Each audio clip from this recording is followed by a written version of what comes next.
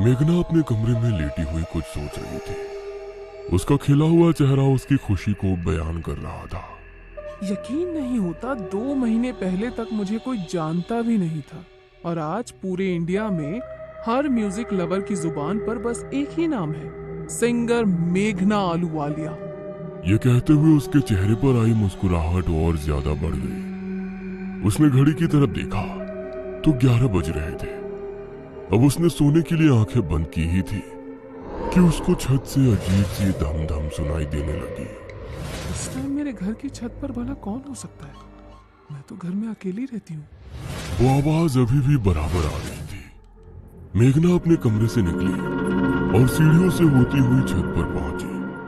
उसने पाया कि छत पर कोई नहीं है और वो आवाजें भी अचानक से बंद हो गई थी।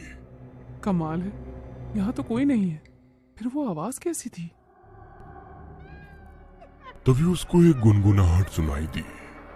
अजनबी हवाएं बेकरार आई, दे रही सदाएं, आजा आजा, मंजिलों की राहें, चाहतों की बाहें, फिर तुझे बुलाए, आजा आजा। यह आवाज सुनकर वो एकदम चौंक पड़ी। अब उसने गौर किया कि छत के एक कोने में बैठी हुई एक लड़की इस गाने को गुनगुना रही है। उसके कपड़े सफेद थे और चेहरा बालों से ढका हुआ था। कौन हो तुम और मेरा गाना इतनी डरावनी तरह से क्यों गा रही हो? यह सुनकर उस लड़की ने अचानक से अपना सर ऊपर उठाया। उसका भयानक चेहरा देखकर मेघना का दिल दहल उठा। एक तेज चीख उसके मुंह से निकली। वो लड़की अपने चारों हाथ पैरों पर मेघना की तरफ बढ़ने लगी। मेघना उससे बचने के लिए सीढ़ियों से नीचे भागी तो हड़बड़ाहट में उसका पैर फिसल गया। अजनबी हवाएं बेकरार आई, दे रही सदाएं, आजा आजा।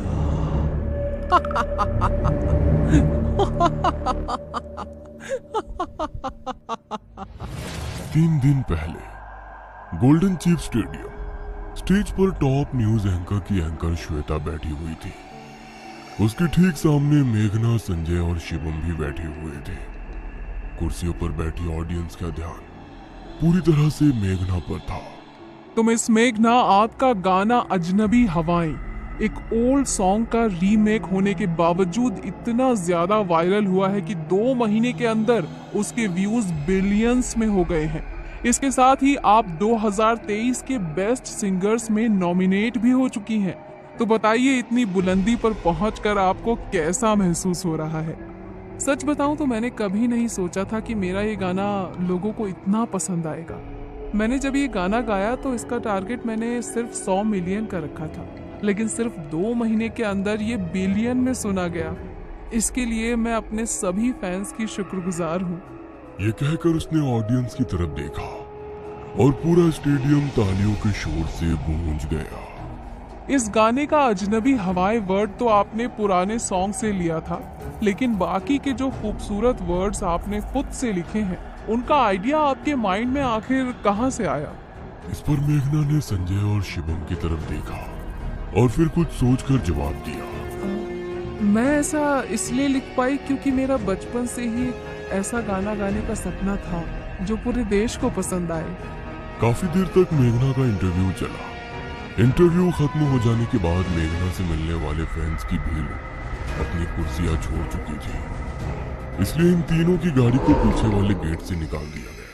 मेघना, यार सच में जब से हमारा गाना फेमस हुआ है ना, मुझे तो पूरी सेलिब्रिटी वाली फीलिंग आती है।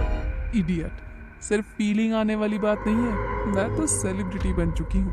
अब देखना, एनुअल अवार्ड फंक्शन में मैं इसी सॉन्ग को स्टेज पर गाऊंगी और इस साल का बेस्ट सिंगर का अवार्ड भी मैं ही जीतूंगी। हाँ, लेकिन ये मत भूलो कि तुम्हारे गाने का म्यूजिक मैंने बनाया है और प्रोडक्शन संजय का है। तुम्हारी कामयाबी में हमारा भी बहुत बड़ा हाथ है। हाँ यार, मुझे पता है, तुम लोग फिक्र मत करो, अगला गाना भी मैं तुम्हारे साथ ही करने वाली हूँ, ठीक है? मेघना बहुत ज्यादा खुश थी। उसको महसूस हो रहा था कि जैसे उसने आसमान छू लिया हो। घर पहुंचने के बाद भी उसकी आंखों के सामने वही इंटरव्यू वाला दृश्य घूम रहा था। उसके भारी फैंस किस तरह उसको देखने के लिए उतावले हो रहे थे। यह एहसास उसके चेहरे की मुस्कान को हल्का नहीं होने दे रहा था। ये रात के 12 बजे का टाइम था। शिवम अपने कमरे में बैठा हुआ था। उसके हाथ में मोबाइल था, जिसकी स्क्रीन को वो स्क्रॉल करते हुए नीचे जा रहा था। तभी उसको एक आवाज सुनाई दी। अजनबी हवाएं, बेकरार आहें, दे रही सदाएं, आजा आजा। यह आवाज इतनी भयानक थी कि शिवम चौंक पड़ा और डर के मारे उसके हाथ से मोबाइल छूट गया।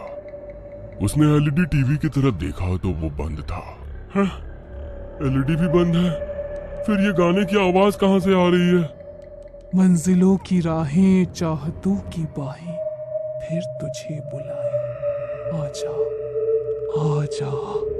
इस बार इस भयानक आवाज ने शिवम को अंदर तक से डरा दिया। मुझे ये बेहुदा मजाक पसंद नहीं है। कौन है वहां?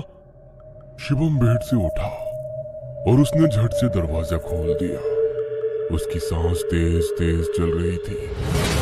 उसने पाया कि कॉरिडोर में एक लड़की खड़ी है, जिसका चेहरा बालों से ढका हुआ है। कौन हो तुम? यह सुनकर उस लड़की ने पहले शिवम को अपना भयानक चेहरा दिखाया, जिसे देखकर शिवम के होश उड़ गए। फिर तेजी से भागकर वो शिवम के गले से लिपट गई। छोड़ो मुझे।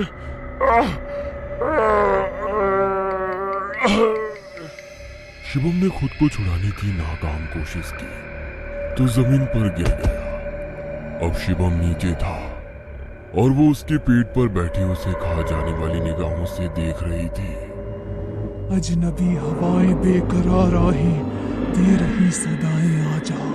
मंजिलों की राहें, चाहतों की बाहें, फिर तुझे बुलाए, आजा आजा। उसकी आवाज इतनी तेज थी कि शिवम के कानों से खून आने लगा। घर की सभी खिड़कियों के कांच टूट गए और एक जोरदार चीख के साथ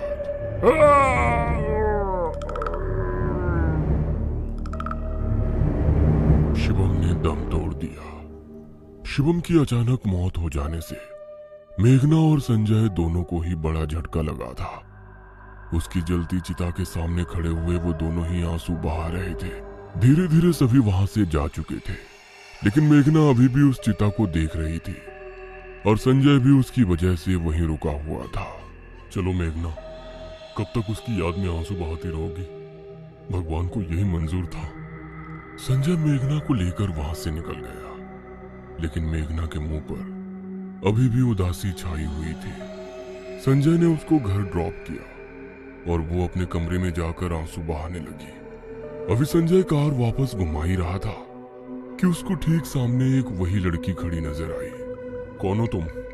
अजनबी हवाएं, बेकरार आहें, दे रही सदाएं, आजा। मंजिलों की राहें, चाहतों की बाहें, फिर तुझे बुलाए, आजा आजा। क्या बकवास है ये? वो गुस्से में कार से बाहर निकला और तभी उस लड़की ने कसकर उसे गले लगा लिया। ये तो संजय की आवाज है। मेघना अपने कमरे से निकलकर बाहर गई तो वहां का मंजर देखकर उसकी आंखें फटी की फटी रह गई। संजय का शरीर जमीन पर पड़ा था। वो लड़की कार के बोनट पर संजय का सर अपनी गोद में रखकर बैठी हुई थी। अजनबी हवाएं, बेकरार आहें, दे रही सदाएं, आजा। मंजिलों की राहें, चाहतों की बाहें, फिर तुझे बुलाए, आजा आजा। ये गाना गाकर वो बहुत जोरों से चिल्लाई।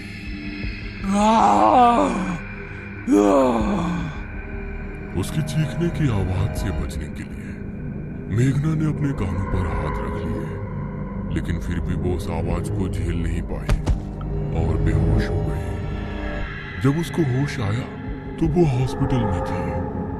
इंस्पेक्टर एक कांस्टेबल के साथ उसके सामने खड़ा था। मिस मेघना, आप बता सकती हैं कि आपके प्रोड्यूसर संजय को किसने मारा और आप किस वजह से बेहोश हुई थी? मेघना के मुंह से कुछ भी नहीं निकल पा रहा था। वो बहुत शोक में दिख रही थी। पुलिस ने आगे उससे कोई पूछताछ नहीं की। कुछ देर बाद मेघना को डिस्चार्ज कर दिया गया, लेकिन अब उसकी जिंदगी बदल चुकी थी। उसको हर वक्त उसी लड़की की भयानक गुनगुनाहट सुनाई देती थी। वो कमरे में होती तो ऐसा लगता वो लड़की ठीक उसके पीछे बैठी गुनगुना रही है। कभी कभी ऐसा लगता कि वो उसके कंधे पर हाथ रखकर बैठी है और उसके कान में वही गाना गुनगुना रही है। यहाँ तक कि वो मार्केट में जाती तो उसको वो लड़की अपने आसपास ही दिखाई देती थी। अजनबी हवाएं, बेकरार आहें, दे रही सदाएं, आजा आजा। चुप हो जाओ, कौन हो तुम? जिस गाने को गाकर वो 2 महीनों के अंदर पूरे इंडिया में फेमस हुई थी, अब उसी गाने की धुन तक से उसको डर लगने लगा था। हेलो। हेलो मेघना मैम जी, परसों एनुअल अवार्ड फंक्शन होने वाला है। आप बेस्ट सिंगर के लिए नॉमिनेट हो चुकी हैं, तो आपसे रिक्वेस्ट है कि आप अपना सॉन्ग स्टेज पर गाकर फंक्शन को और अच्छा बनाएं। जी शुक्रिया, मैं गाऊंगी। Thank you ma'am. ये सुनकर मेघना ने कॉल कट कर दी। मेघना को अब कुछ भी समझ में नहीं आ रहा था। जिस घड़ी का उसको इंतजार था कि वो अपने गाने को स्टेज पर लाइव गाए और लोगों को अपनी आवाज का एक बार फिर से दीवाना बनाए, वो लम्हा आने को तैयार था। लेकिन वो अब उसको गाने की हिम्मत नहीं जुटा पा रही थी। रात के समय अचानक उसको वही गुनगुनाहट सुनाई दी। अजनबी हवाएं, बेकरार आहें, दे रही सदाएं, आजा। मंजिलों की राहें, चाहतों की बाहें, फिर तुझे बुलाए, आजा आजा।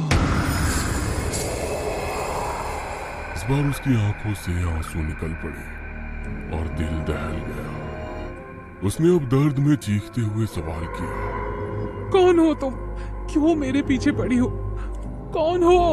उसके इतना कहते ही सामने लगे आईने में उसको वही भयानक लड़की दिखाई दी। लेकिन इस बार धीरे धीरे वो ठीक हुई और उसने एक खूबसूरत लड़की का रूप ले लिया। उसका चेहरा देखकर मेघना की आंखें हैरानी से ऐसे फट पड़ी जैसे कि उसने उसे पहचान लिया। उसने तभी लैपटॉप ऑन किया और अपना वो गाना यूट्यूब से डिलीट कर दिया।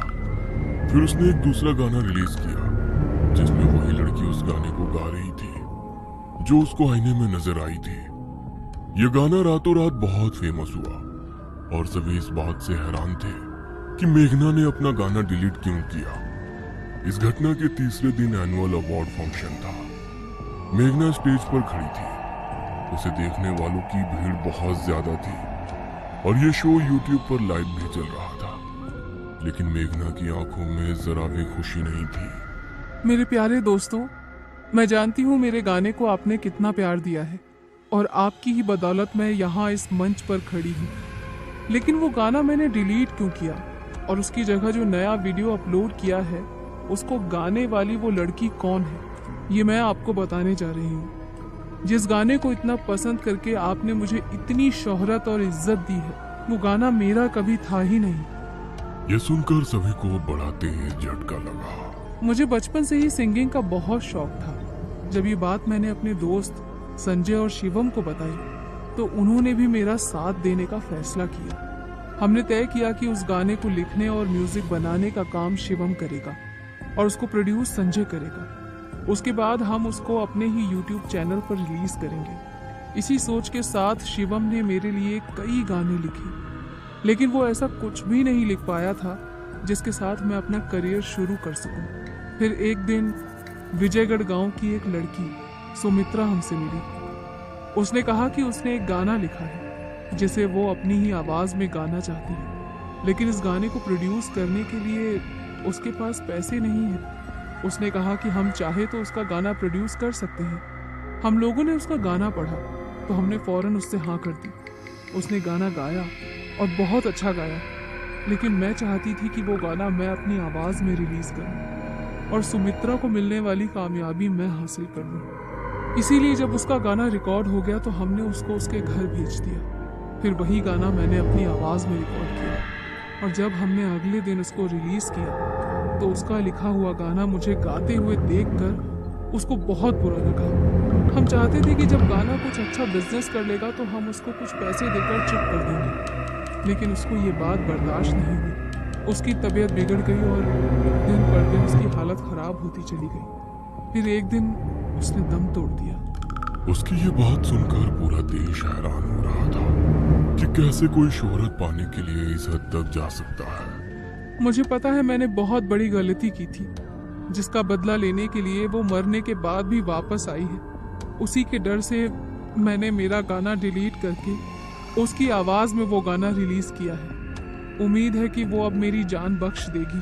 ये सुनकर ऑडियंस का गुस्सा परवान चढ़ गया और मेघना को बड़ी मुश्किल से वहां से निकाला गया। सुमित्रा की आवाज में गाया हुआ वो गाना लोगों को मेघना के गाए गाने से भी ज्यादा पसंद आया। जिंदा रहते ना सही, लेकिन मरने के बाद सुमित्रा का सपना सच हुआ। लेकिन मेघना को अभी भी सुमित्रा हर जगह दिखाई देती है और वो वही गुनगुनाहट के साथ उसको डराती रहती है। अजनबी हवाएं बेकरार आहें दे रही सदाएं, आजा आजा मंजिलों की राहें, चाहतों की बाहें फिर तुझे बुलाए, आजा आजा।